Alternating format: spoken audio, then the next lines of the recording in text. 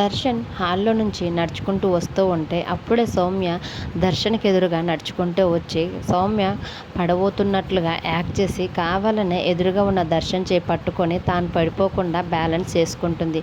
అది చూసి దర్శన్ అయ్యో సౌమ్య అని అంటూ ఉంటే ఈ లోపలనే సౌమ్య దర్శన్ చేయి పట్టుకున్నప్పుడు దర్శన్ చేతికి ఉన్న బ్రాస్లెట్ తీసి తన పాకెట్లో వేసుకుంటుంది. తర్వాత వెంటనే దర్శన్ సౌమ్య నువ్వు ఓకే కదా అని అంటూ ఉంటే ఓకే సార్ అని సౌమ్య దర్శన్తో అంటూ ఉంటుంది. తర్వాత దర్శన్ అక్కడి నుంచి వెళ్ళిపోబోతుంటే కావాలని సౌమ్య దర్శన్ని వెనక్కి పిలిచి సార్ ఇందాక నేను మిమ్మల్ని పట్టుకున్నప్పుడు బ్రాస్లెట్ మీ చేతి నుంచి కింద పడింది సార్ అని తన చేతిలో ఉన్న బ్రాస్లెట్ని దర్శన్కి చూపిస్తూ ఉంటుంది. అప్పుడు దర్శన్ ఓకే అని చెప్పి సౌమ్య దగ్గర నుంచి ఆ బ్రాస్లెట్ తీసుకొని తన చేతికి పెట్టుకుంటాడు. అప్పుడు సౌమ్య కన్నింగా దర్శన్ పెట్టుకున్న ఆ బ్రాస్లెట్ వైపు చూస్తూ నవ్వుకుంటూ ఉంటుంది.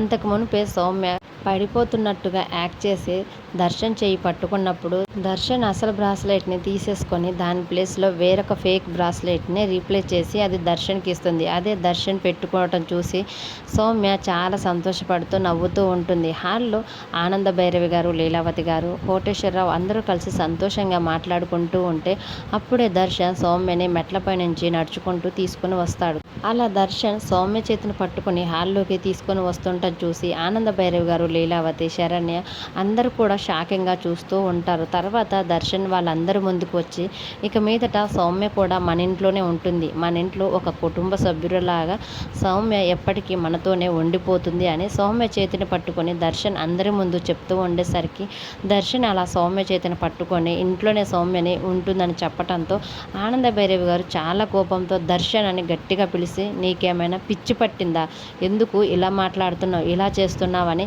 దర్శన్ని కోపంగా మాట్లాడుతుంటే అప్పుడు దర్శన్ మాత్రం నాకు ఏం పిచ్చి పట్టలేదు అమ్మ, ఇక మీదట సౌమ్య మన ఇంట్లో ఉండటమే కాకుండా నా జీవితంలో కూడా ఉంటుంది, ఇక సౌమ్య ఇంటి నుంచి ఎక్కడికి వెళ్ళదు, సౌమ్య నా మనిషి అన్నట్లుగా దర్శన్ సౌమ్య భుజంపై చెయ్యి వేసి సౌమ్యని దగ్గరికి తీసుకుంటూ ఉంటాడు. అదంతా చూసి ఆనంద భైరవి గారు, లీలావతి, శరణ్య, ప్రీతి, రోహిత్ అందరూ కూడా ఒక్కసారిగా షాక్ అయ్యి దర్శన్ ప్రవర్తనకి షాక్ అవుతూ ఉంటారు.